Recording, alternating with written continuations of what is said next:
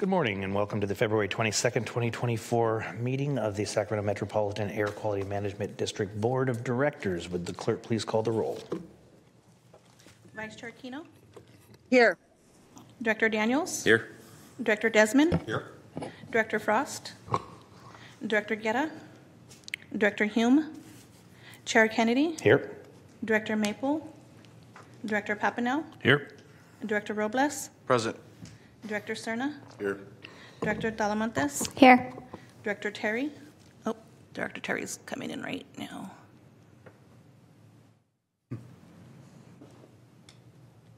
Director Terry?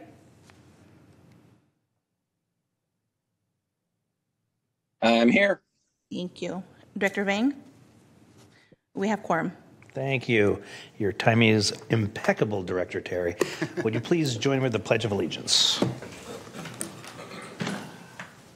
I pledge allegiance to the flag of the United States of America. One nation, under God, indivisible, with liberty and justice for all.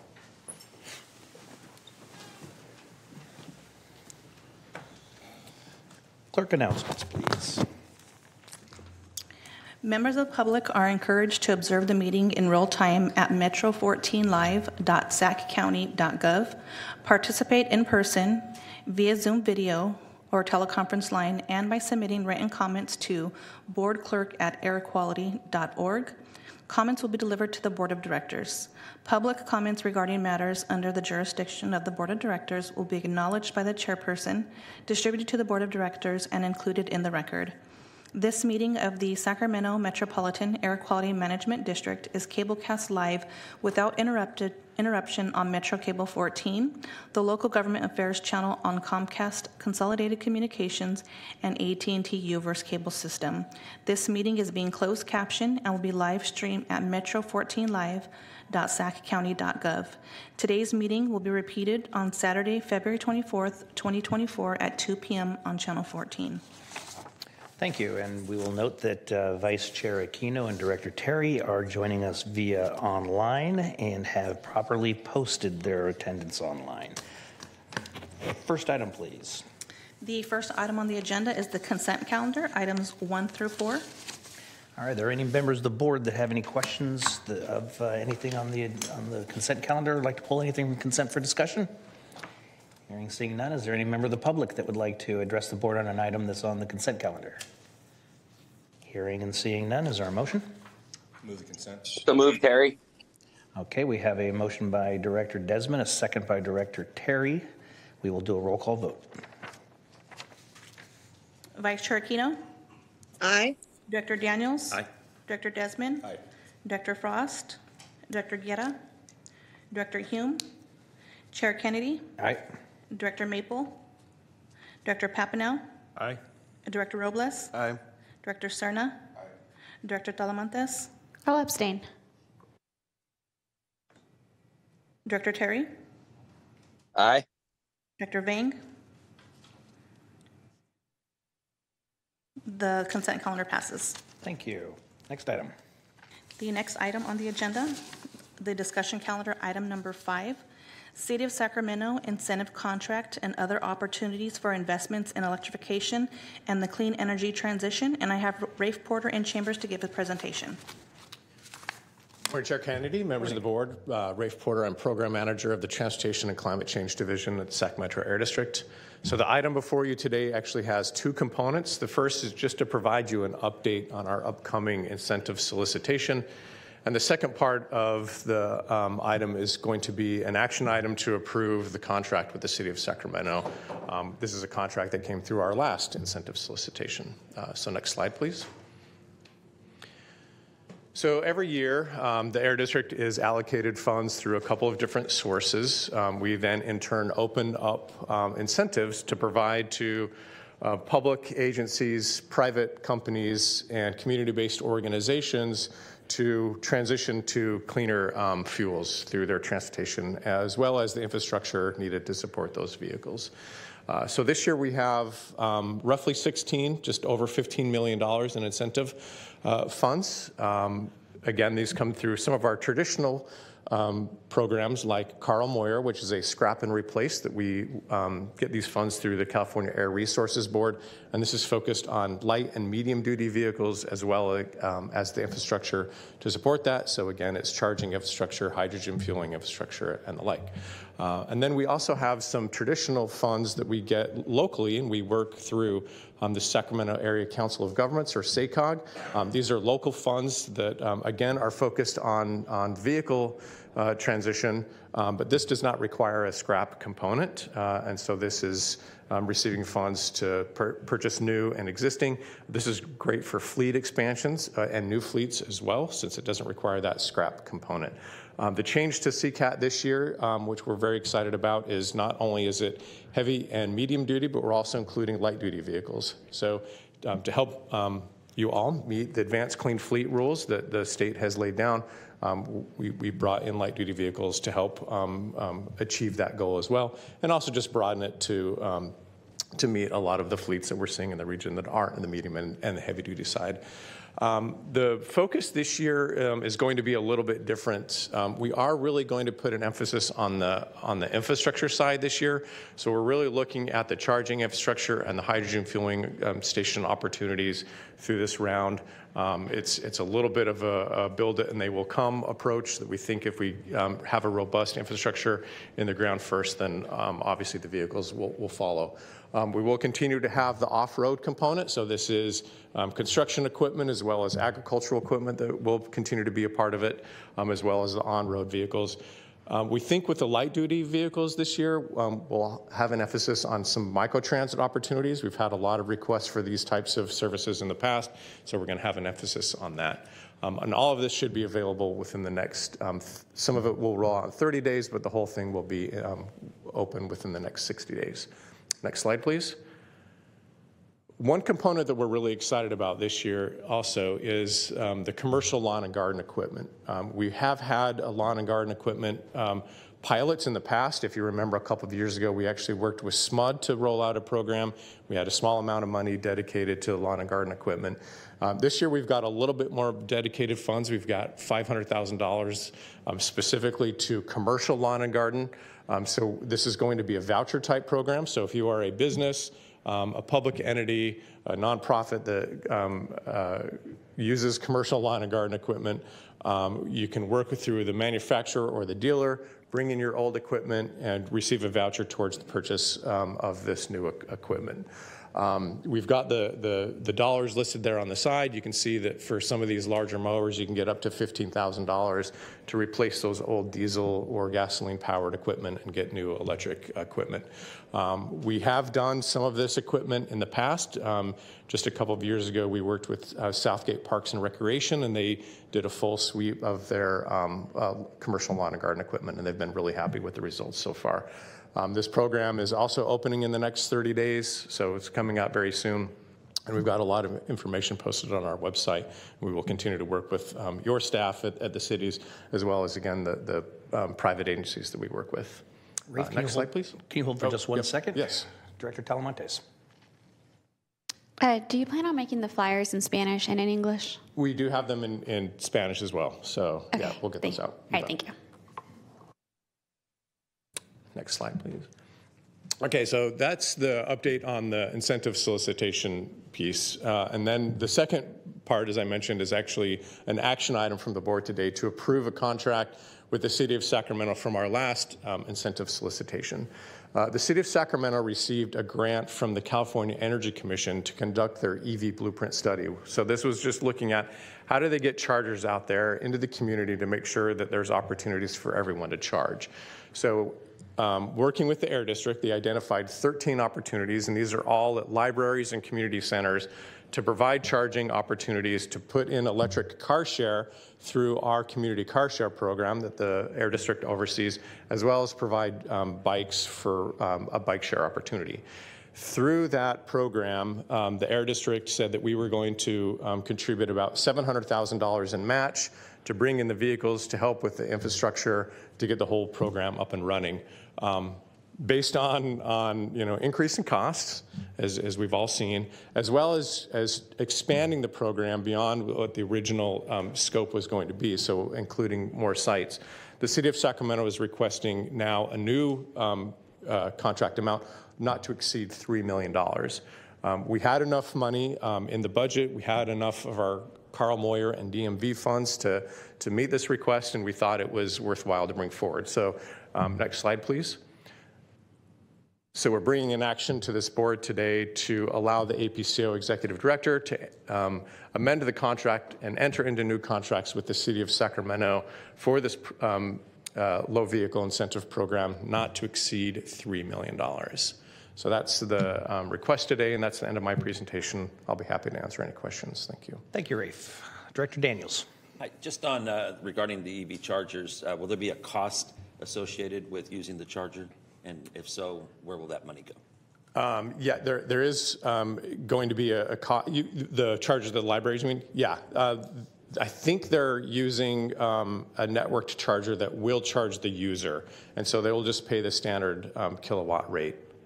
So there won't be any opportunity to recover some of the cost of the chargers themselves in any way, just the actual cost of the energy being produced? Thank you. Any others? I see no one punched in. Is there any member of the public that would like to address this item? Hearing and seeing none, I will entertain a motion. If there's no discussion. I'll move to approve item 5. Second. Okay, we have a motion from Director Talamontes and a second from Director Maple. Please, roll call, please. Vice Chair Aquino? Aye. Director Daniels? Aye. Director Desmond? Aye. Director Frost? Director Guerra? Director Hume? Aye. Chair Kennedy? Aye. Director Maple? Aye. Director Papineau? Aye. Director Robles? Aye. Director Cerna? Aye. Director Talamantes? Director Terry? Aye. Director Vang? Absent. This item passes as well. Thank you. Next item, please. Thank you, Rafe.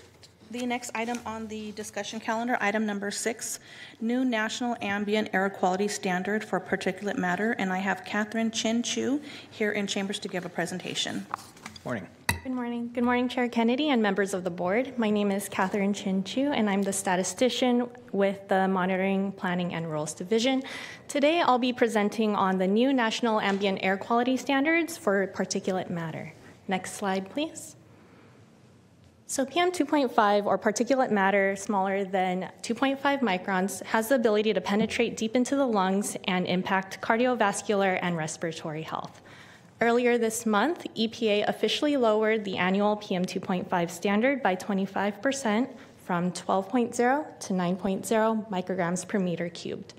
There are no changes to the daily PM 2.5 standard of 35 micrograms per meter cubed, nor to the secondary standards. Next slide, please. EPA conducted an initial assessment of non-attainment based on 2020 to 2022 data without any considerations to potentially wildfire-impacted days yet. You'll see on this map, based on this initial assessment, the areas in the darker shade of green indicate areas that would be considered as non-attainment. And while you can see it scattered throughout the United States, the majority do lie within the state of California. The Sacramento region will likely be designated as non-attainment. However, the final designation will be based on 2022 to 2024 data, so we will need to see what 2024 looks like before we are able to get that final designation. Next slide, please. So you all have seen this chart in previous board meetings, but we wanted to share it again to reiterate the significant change in a 25% more stringent standard. We're keeping a close eye on the wildfire impacted data to see if there's any regulatory significance, but again, we will need to wait for 2024 data to make that final assessment. Next slide, please. So with the new annual PM 2.5 standard, EPA released additional guidance and changes.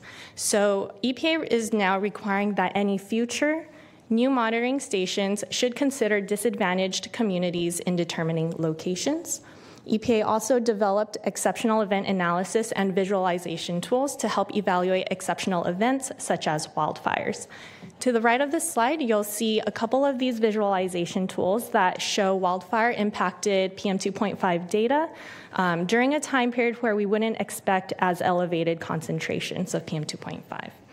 Next slide, please. The change in the annual PM2.5 standard also triggers a change in the air quality index thresholds or breakpoints. So if you look at this table in front of you, the center two columns compare the previous AQI category breakpoints with the updated AQI category breakpoints. And you'll see for several of those AQI categories, the thresholds have been lowered. For example, if you take a look at the good, instead of 0 to 12, it's now 0 to 9 micrograms per meter cubed.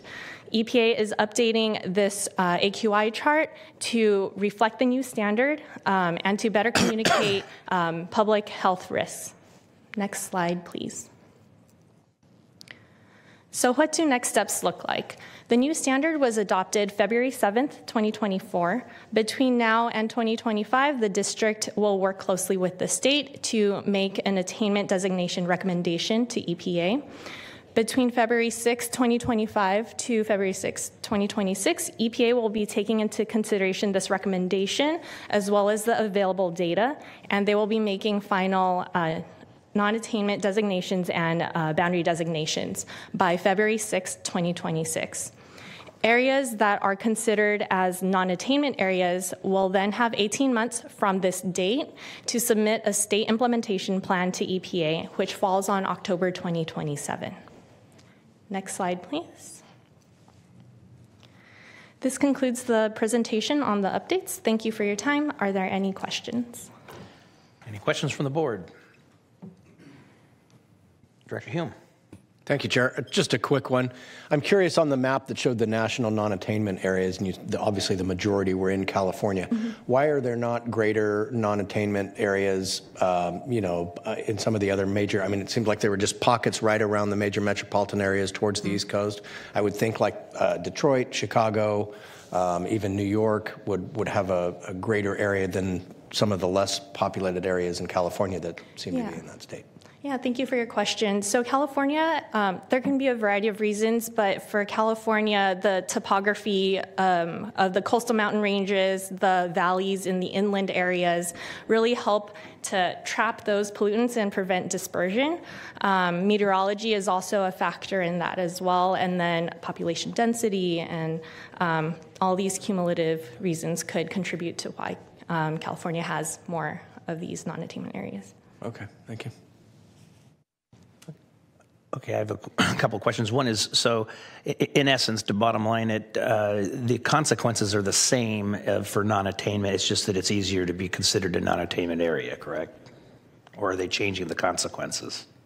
I will defer that question to Director of Planning, Mark Lautenheiser.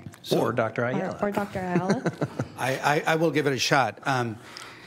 Once you're in non-attainment, you're in non-attainment. Yeah. You have to figure out a plan to meet the standard. Right. So that's basically the bottom line. And that is why this is so significant, because all of a sudden we go from a region that we're getting really close and frankly almost there. It was just a matter of finishing the administrative process.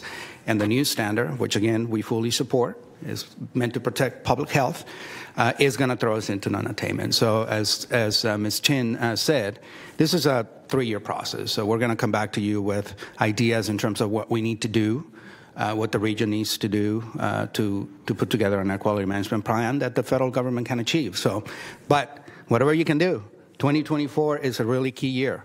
Yeah. So we need to be very clean this year so that we stand a better chance of getting close to where we need to be. So we should all buy electric cars. No barbecuing, no open burning. None of that stuff. Now let's not get crazy. Yes, Director Desmond.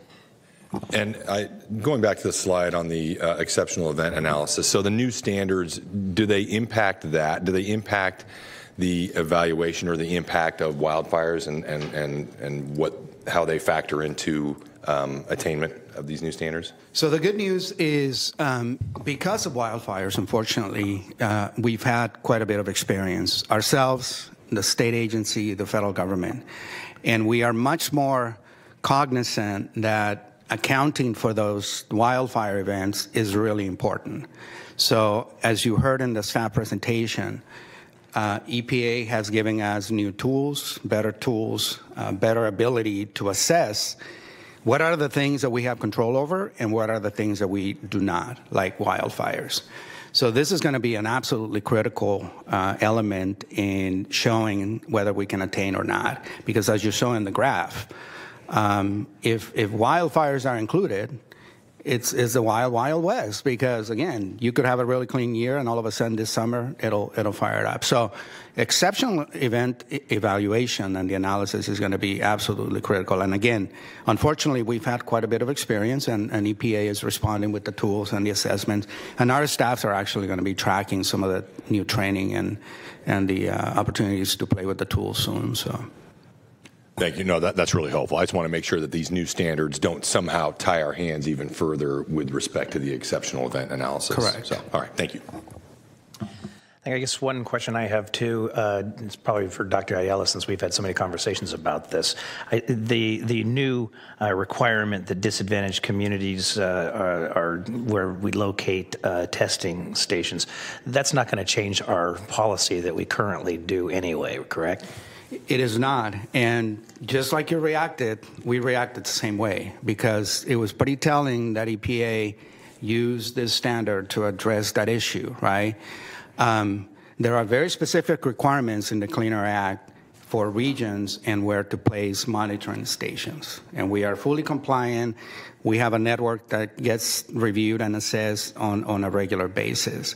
What EPA is saying, because this does happen, we've gotten kicked out of places and we need to remove and find a new location for our stations. What EPA is saying is, as a part of that process, if that happens to you for some reason, or God forbid somebody runs into a station and breaks it down or something, if you need to relocate, then the next level of effort needs to consider this concept of disadvantaged communities and whether a new station might provide additional data. As you know, in the region, we're not waiting for that. We have deployed additional technology, portable sensors, not only ourselves, but some of our partners. So from a monitoring standpoint, we have good monitoring and we have data, but this is an interesting requirement which will impact regions in the event that there is a need for whatever reason to take one station down and then deploy a replacement. Okay, so that was just my shameless way of pointing out that the Sacramento Metropolitan Air Quality District is already ahead and already doing this, right? It's not shameless at all. We should be saying that every chance we get.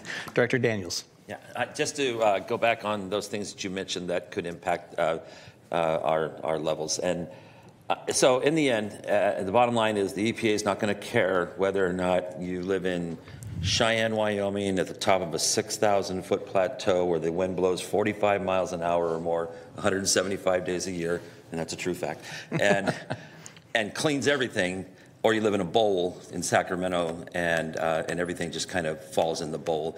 And really, we keep doing more and more and more things, and is it really going to matter? Are we even going to really be able to get to 0.9 in the end? And if we can get there, at what cost then to people, no barbecues or whatever. We can joke about that, but, it's probably coming. But in the end, are they even going to care? Are there going to be exceptions, type of things? Well, we know you live in a bowl, so, 0.10 is good. So I appreciate the comment, Dr. Daniels. I feel like I have to give you a reaction. So it is not EPA. It's essentially Congress in the past who enacted the Clean Air Act that basically imposes these requirements. You're absolutely right. Fundamentally, what we are supposed to do is ensure that every person in this country is breathing air that meets the standards, whether you're in Cheyenne or Sacramento or wherever. That's basically what EPA is implementing. The second thing that the Clean Air Act does, you are correct. The standards are supposed to be based purely on the health evidence without consideration for cost. So that's where the hard part comes in, because then regions and agencies like us have to figure out how to meet the standard in a way that is cost effective. But to your point, we certainly don't want to make light of the fact that this is gonna squeeze us. This is gonna be something that we're gonna have to think really hard. The nice thing about it is we're not alone, as you see. A lot of agencies in California, a lot of air districts in California were already talking. The state Air Resources Board is already helping us. Obviously, EPA, give them credit. They're going above and beyond, trying to help us. They understand that this is going to be a heavy lift. But to your point, we have no option. We have to meet the standard.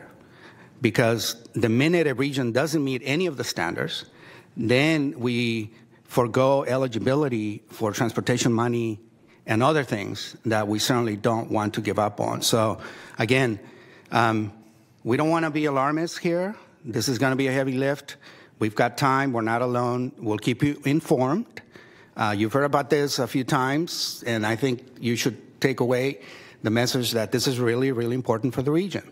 But we'll keep you informed. And again, as you see, we have very talented and capable staff that we're going to do the best we can to bring you a plan that can be approved. Can I just follow up on that then? Who was responsible for the change from 0.12 to 0.9? Was that Congress or was that the EPA? That is EPA, and per the Clean Air Act, EPA is mandated to be advised by a Clean Air Scientific Advisory Board. And who gets appointed to the board is essentially experts from across the nation, academia, government, agencies like ours, and they review the health evidence. And the health evidence was pretty clear. The more we learn about the science of air pollution, the more we understand that, humans are not really equipped to handle pollution, and that's why you see the standards getting more and more stringent. Thank you. Director Cerna. Thank you. Just to dovetail off that last answer provided by Director Ayala, Catherine, what I didn't see in your presentation was any mention of generally or specifically what health evidence EPA cites, whether it's measured in, instances of cancer, instances of other kinds of respiratory ailment that could be reduced when you go from 12 micrograms per cubic meter to 9. So what can you generally kind of explain what that justification was? I'll defer this to Dr. Latzenheiser, or Director Latzenheiser. So I'll give you an initial shot. It's pretty extensive. EPA, in their scientific assessment, they look at chronic and acute effects.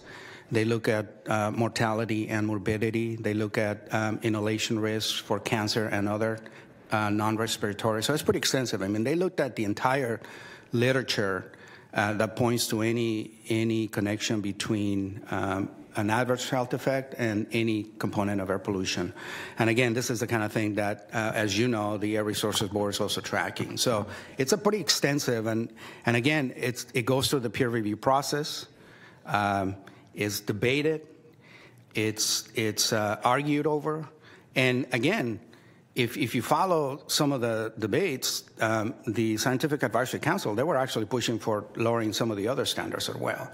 So there's a lot of back and forth, which again, to me, is emblematic of precisely the way that the scientific process is supposed to play out, right? Is comparing evidence and see if we can get to agreement, if not consensus. So, is it appropriate to infer that if going from 12 to 9 micrograms is going to have some dramatic health benefit, that going down to 4 or 3 or no, basically nothing is the objective? So absolutely, the agency has published again evidence in terms of the health benefit, the benefit cost analysis in terms of preventing premature death and other ailments. They've looked at preventing necessary loss of work days and the school days for kids. So there's a pretty standard assessment. Now, to your point, why don't we just go, if that's the case, down to 4, 3, 2, or 0? There's something called background as well, right? So once you get to background, and we are getting pretty darn close, once you get to background, you're down to background. There's not much you can do beyond that. So, which is non-anthropomorphic particulate. And you know, to be fair, there is evidence, some of the evidence that EPA looked at, which basically says that it should be 0. It shouldn't be anything other than just purely clean air. Now, it goes back to Director Daniels' point. You know, how do we get there? So this is a balancing act for sure. This is EPA, our federal government, trying to do the best they can, interpreting the latest scientific evidence on what we need to do about air pollution and how to make it something that is manageable and practical, right? There's no sense in giving a standard that right off the bat they know we're not going to be able to meet. We can meet 9. We just got to put on our thinking hats and get your support. Okay. Any others? Is there any members of the public like to address the board on this issue? Hearing none, this is a receive and file. Thank you very much. Great report. Next item, please.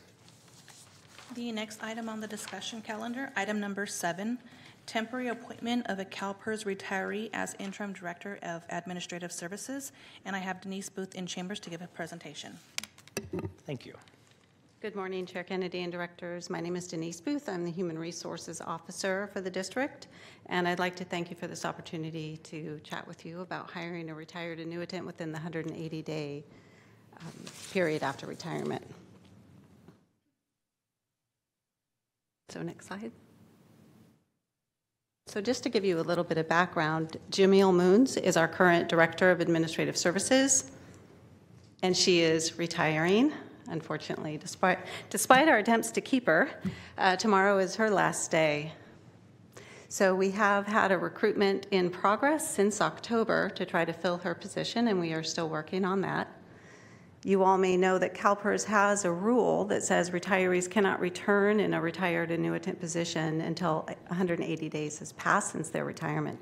They do allow a couple of exceptions, and one of those is for key positions that are still vacant. Next slide, please.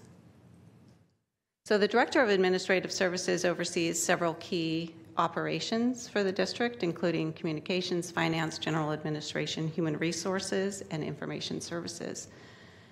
So in addition to oversight of the daily operations for those areas, there are numerous projects underway and some key initiatives.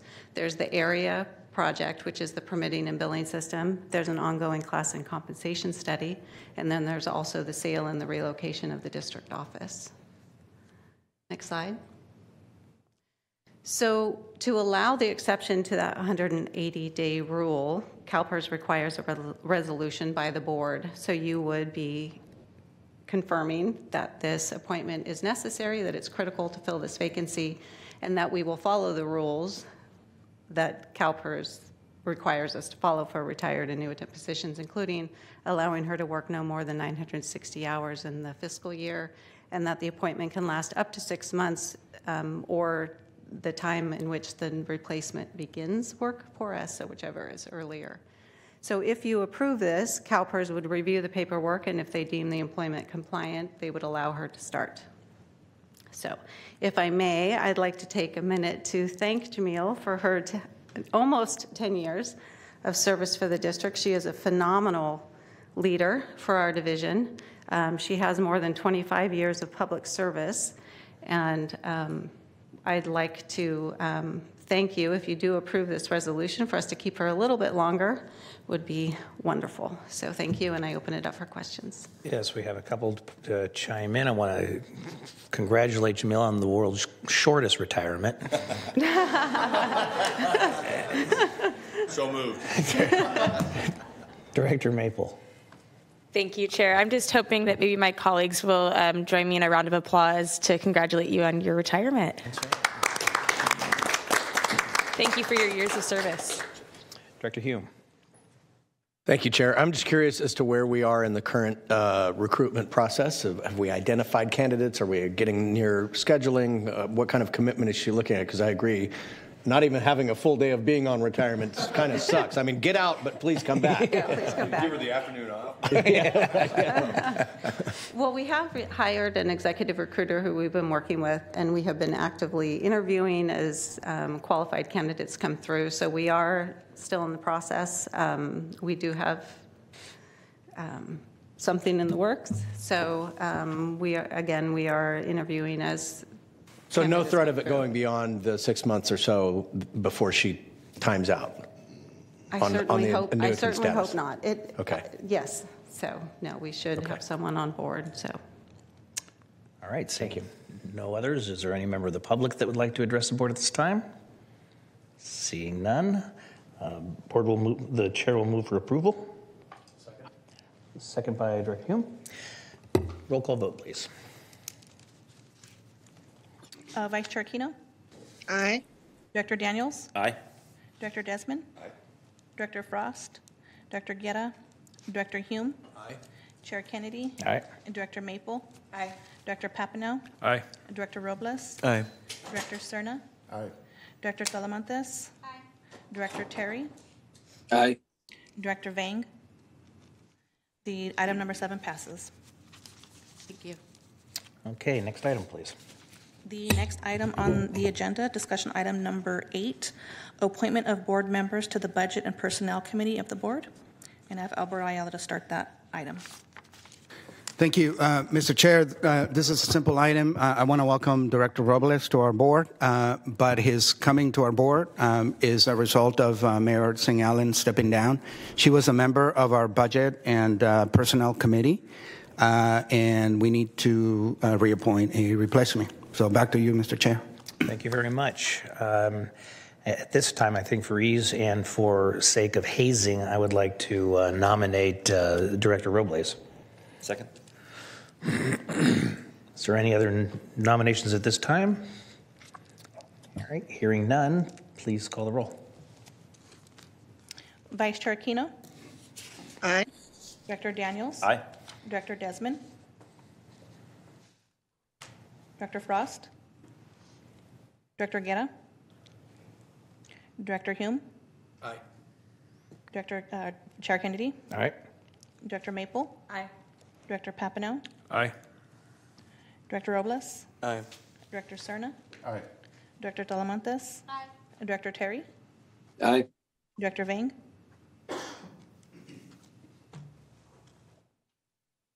This item passes as well. Thank you. And Director Robles, I forgot to mention that the committee meets 4 times a week. Next item, please. The next item on the agenda, item number 9, hearing board vacancy notifications, and I have Kathy Pittard here to give a presentation. It's not really a presentation. We just wanted to bring to the board's attention that we do have 2 vacancies on the hearing board. For the newer members, the hearing board hears petitions for relief from businesses and other entities that are, for various reasons, unable to meet a rule or a permit requirement for a temporary period of time. And the variance relief allows them to continue to operate while not incurring penalties. Then they also hear orders for abatement if we're having issues with different sources that, for whatever reason, are not coming into compliance with the our regulations or their permits, to order them to do so. So we have a 5-member board. There's 2 public members, a attorney member, a medical member, and an engineering member. And it's the medical and engineering members' positions that are vacant now and we're recruiting for. We've already had 1 recruitment for the medical position, and we're unable to fill that slot. So we're hoping that you can reach out a little bit in your individual communities. And I would like to emphasize, it doesn't have to be a doctor. It just has to be somebody in the medical community that works with in public health issues, toxins, that kind of thing. It could be a nurse. It could be just another professional that works in that field, rather than a doctor. So if you could give us some assistance in that, we would greatly appreciate it. We have had 1 application filed for the engineering position, so that's not quite as urgent.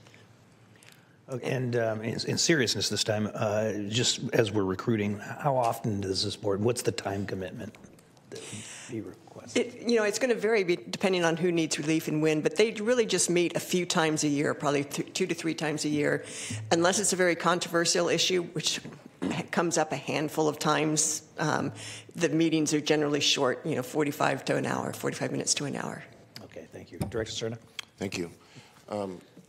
Have you thought about maybe reaching out to our public health department to see if, maybe talking with Dr. Kassir to see if perhaps someone in her department might have an interest? We have, and that's in the works. We've also reached out to Sac State and to UC Davis to see if any of the individuals on their staffs or even their students potentially would be interested. Thank you. Thank you. Okay, any questions? No? Are there any member of the public? Seeing none, this is a receive and file. Thank you. Next item. The next item, the Air Pollution Control Officer Report, and I have Dr. Alberto Ayala here to give a presentation. Thank you. Hello again. So this is the last item. Thank you again. We are moving very efficiently through the agenda. Good to see you all in person. 2024 is definitely going to be a year of change for us. We just talked about retirements and the new standards and the new programs. Next slide, please. The next big thing, obviously, as you have heard, is we are relocating. We are vacating our building and looking for a new home that better reflects our needs in terms of continuing to telework. As you may remember, our building, we were actually landlords. Our tenant is vacating. Well Space, they got their own nice new headquarters, and as we discussed, we don't want to be in the business of renting to someone. We're fortunate we hire a very capable firm, and to my surprise, as you heard last month, we already have a very viable offer on the building. So we are going to proceed with that process. We have countered twice already. We are hopeful that this is going to work out for us. I think is going to be a very nice thing. And then as soon as that process is completed, then we'll continue to work with the firm and have them help us find our new location. So again, we just wanted to keep you informed that the process is proceeding very favorably, to my surprise, to some extent. And we'll continue to keep you and the Budget and Personnel Committee informed as we proceed. Next slide. As you may know, right now we're in the middle of planning for Cap to Cap, and I just wanted to share with you so that you're aware. We at the Air District have a leadership role for the air quality team, as you would expect. We are co-leading with friends from SMOD and Valley Vision, and we have two issue papers that we're going to be carrying. One of them is on investments to reduce climate air pollution, aka our climate pollution reduction grant application. That is a 7-county effort that you have heard us talk about. Next board meeting, we're going to dedicate the entire meeting to give you an update on where that work with the 7 counties is going. It's a fantastic opportunity, and I'm very pleased that we were designated as the lead for this 7-county area. And the second approach is similar. It's actually led by our friends at SACOG, but it's got an important air quality component. This idea of getting the region ready to be resilient in the face of the change that is already coming in our climate. So those are some of the issues that we're going to be carrying for Cap to Cap for those of you that are going to be involved in that. I want to thank personally Vice Chair Aquino for signing on to the team and getting involved. She's definitely taking up the role of Vice Chair and getting prepared to take over the board soon, and we welcome her participation as well as some of the other members in the team as you see here. Next slide. This is just an FYI. Part of what we need to do because of our emphasis on community air protection, environmental justice, and just be better stewards of our not only our resources but also the mission of the agency is, we want to be in the community much more prominently. And one of the things that we do, we're often asked to participate in community events. And the last one that I had a chance to go out and check out, it was very nice. It was the Lunar Year, the New Year celebration down in Elk Grove. We had a table there to talk about some of the things that we do, our programs. Very well attended. Families had a lot of interest in terms of electric vehicles, electric bicycles, and some of the things that we're doing. It's a great way to connect to the community. So I just wanted to share that with you. Anything that you have in the works, I know that as the weather gets nicer, we're all going to want to be outside doing this kind of thing. If you see a connection to air quality and some of the climate actions that we have, particularly when it comes to some of the funding opportunities that we have, let us know, because we want to be out there and wave the cleaner flag. Next slide, please. I think the last thing I have is, just as an FYI, again, our congressional delegation is fantastic. They support us all the way. And in this particular instance, Dr. Barra approached us. He's invited the regional EPA administrator to come to Sacramento and have a conversation about some of the things that we've been discussing here. And they approached us to help with building an agenda, organizing that sort of roundtable as they plan it, and we're very happy to do that. And on the agenda, we suggested, and Dr. Barra sort of liked the idea that we should be talking to the EPA regional administrator about three things. Again, our climate pollution reduction grant investment, CPRG, a great opportunity for the region. We should be talking about hydrogen, as you heard in the staff presentation. That is one of our priorities in terms of moving transportation to zero emissions. And then, of course, all the activities that we have on environmental justice. So stay tuned. I've included our chair and vice chair on the list of invitees. The idea is to have a roundtable with Ms. Guzman, the administrator, and a small group of regional leaders to talk about our priorities. And we'll keep you posted.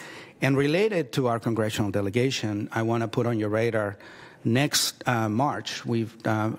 Next board meeting in March, we've invited Congresswoman Matsui to come and join us. She also is a strong supporter. We meet with her on a regular basis, and she's agreed to come and give you greetings and just chat a little bit about the intersection of some of the things that we do and her interest. We want to give you a private space, so what we're thinking is we'll set up a coffee and pastries at 8:30 prior to our board meeting. So for those of you that want to come down earlier, please put that on your calendar. We'll have the clerk work with your offices and send you a reminder. Very informal. She just wants to have a chance to say hello to all of you, and obviously we welcome that and her engagement on some of the things that we're interested in. And that concludes the APCO report. Thank you.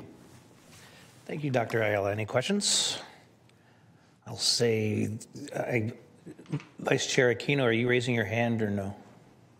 No? Okay. No, sorry. Okay, that's all right. Thank you. Great report. I really appreciate upping the game in community outreach and also the outreach to our congressional delegation. Thank you very much. That takes us to board ideas, comments, and AB 1234 reports. Is there anything from the board? Nope. Is there any public comment on an item that is not on the agenda? Hearing and seeing none, thank you all for being here today. We're adjourned.